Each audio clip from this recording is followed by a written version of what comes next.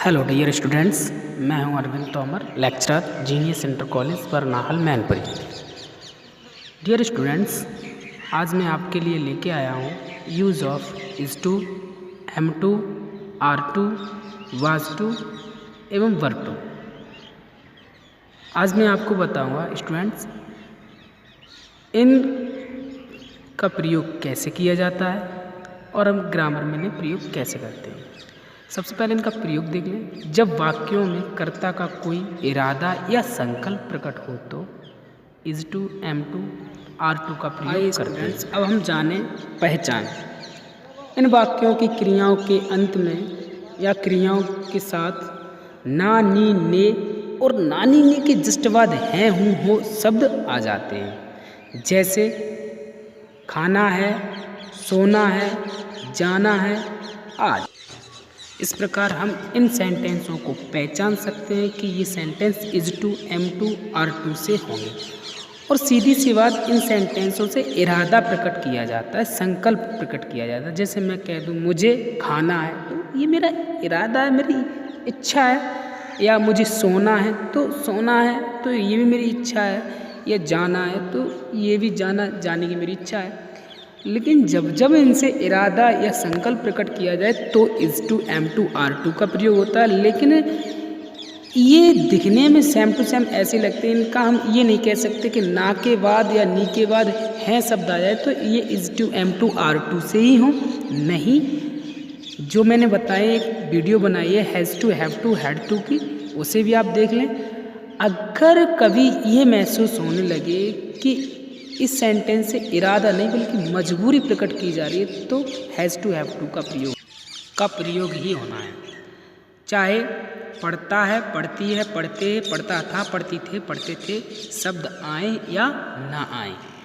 ना है, नी है, ने है, ने है, इन सभी के साथ भी हैज़ टू और हैव टू का प्रयोग होता है। ये आप अच्छी तरीके से जान जाएं, अन्यथा गलती हो सकती है। आइए स्टूडेंट्स, अब हम इस प्रयोग को कुछ एग्जाम्पल के आधार पर समझने की कोशिश करेंगे। एग्जाम्पल समझने से पहले हम कुछ नोट पॉइंट को ध्यान से देखें और समझ लें। पहला नोट पॉइंट है हमारा, ना, नी, ने के बाद हैं, हूँ, हो, आए अर्थात प्रेजेंट के लिए is2, am2, are2 का प्रयोग करते हैं। सिंगुलर के लिए is2, प्लूरल के लिए are2 और आई के लिए am2 का प्रयोग किया जाता है। इसी प्रकार नोट नंबर 2 है, ना, नी, ने के बाद अगर था, आए अर्थात पास्ट के लिए was2, were2 का प्रयोग किया जाता है। आई एवं सिंगुलर सब्जेक्ट के साथ was2 का प्रयोग होता है और प्लूरल जो सब्जेक्ट होते हैं उन सभी के साथ हम were2 का प्रयोग करते हैं। तो ये नोट पॉइंट डियर स्टूडेंट्स अपनी नोटबुक पर कहीं आप नोट भी करते चलें ताकि आप अच्छे से इन्हें समझ भी लें, क्योंकि कहा जाता है लिखने से अच्छी तरह से याद हो जाता है, कुछ ना कुछ तो फंसता होगा, तो आप लिखते रहें। तो आइए अब हम देखते हैं कुछ एग्जाम्पल। एग्जाम्पल नंबर फर्स्ट, मुझे अब सोना है।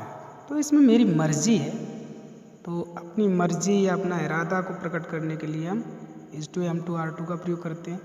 ये सभी सेंटेंस हमारे प्रेजेंट के, इतनी ध्यान रखें आप। तो आई एम टू स्लीप और अब की मीनिंग नाउ।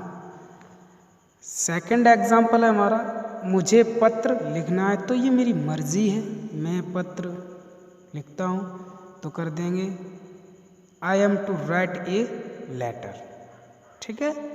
नेक्स्ट एग्जाम्पल है, मेरे भाई को स्नान करना है। तो my brother is to take bath. मेरे भाई की इसमें मर्जी है, इच्छा है, तो वो स्नान कर सकता है। ऐसे ही सेंटेंस है, हमें स्कूल जाना है। तो we are to go to school, इसमें भी मेरी मर्जी है। लेकिन स्टूडेंट्स ये देखिए, कुछ ऐसे ये सेंटेंस होते हैं जिनसे इरादा भी प्रकट होता है और ऐसे सेंटेंसों से मजबूरी भी प्रकट होती है, यानी समस्या भी प्रकट हो जाती है। तो ऐसे सेंटेंसों को हम हैज़ टू और हैव टू से भी कर सकते हैं, क्योंकि जिन सेंटेंसों से मजबूरी का भाव प्रकट होता है वो हैज़ टू और हैव टू से भी किए जाते हैं। तो हमने सेकंड एग्जांपल देखेंगे, मुझे पत्र लिखना है। भाई मेरी ये समस्या है, मुझे पत्र लिखना है आज। तो कहते हैं भाई मेरे साथ वहाँ चलो खेलते चल के या ये करते वो करते, तो हम कह देते नहीं भाई तुम जाओ मुझे पत्र लिखना है। तो हमारी ये समस्या है, तो इसलिए यहाँ पे समस्या 8 की, तो हमें यहाँ पे हैव टू का भी प्रयोग कर लेना चाहिए। तो ऐसे भी कर सकते हैं हम, I have to write a letter, I am to write a letter, ये भी सही है, I have to write a letter, ये भी सही है। नेक्स्ट, मेरे भाई को स्नान करना है, तो कहने का मतलब ये है मंदिर में तभी जा सकता है जब तक वह स्नान नहीं करेगा, तो मतलब उसे मजबूरन स्नान करना है, तो कर देंगे my brother has to take bath. Next example हमारा है हमें स्कूल जाना है, तो इसमें हमारी मजबूरी भी हो सकती है, भाई बारिश हो रही है, कुछ भी हो रहा है, लेकिन हमें स्कूल में इतना काम है कि हमें स्कूल जाना ही जाना है, तो यहाँ पे हमारी मजबूरी भी दिखती है। तो जब मजबूरी दिखती है तो हमें यहाँ पे हैव टू का भी प्रयोग कर सकते हैं। तो इस प्रकार भी कर सकते हैं, we have to go to school. ये सेंटेंस दो तरीके से हो जाते हैं, हैज़ टू और have to, and is to am to are से तो होते ही हैं, ये इनसे भी हो जाते। ऐसा नहीं है कि इन्हें आप गलत ठहरा दें, नहीं, ऐसा नहीं हो सकता। आइए अब देखते हैं पास्ट के लिए। तो पास्ट में किस प्रकार ये सेंटेंस बनाए जाते हैं वो भी देख लें।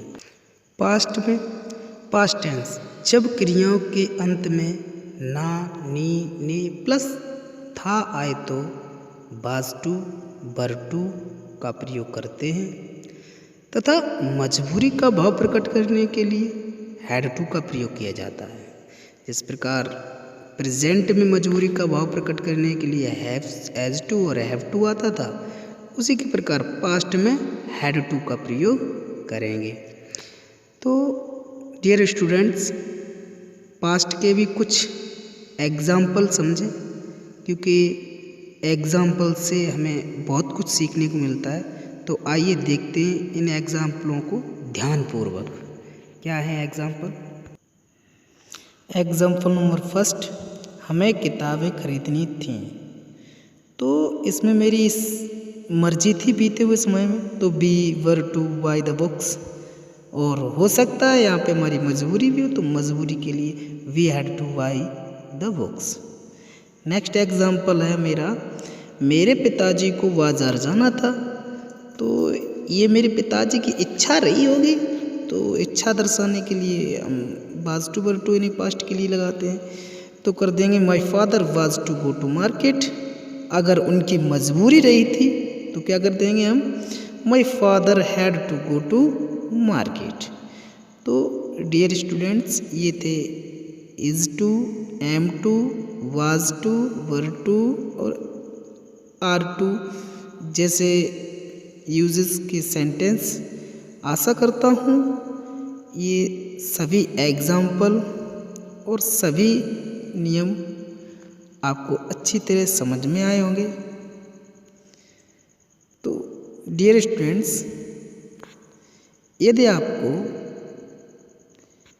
मेरी यह वीडियो पसंद आए तो इसे लाइक तथा अपने दोस्तों में शेयर और मेरे यूट्यूब चैनल को सब्सक्राइब करना ना भूलें, ताकि मेरी वीडियो आप सबसे पहले देख सकें। Thanks for watching.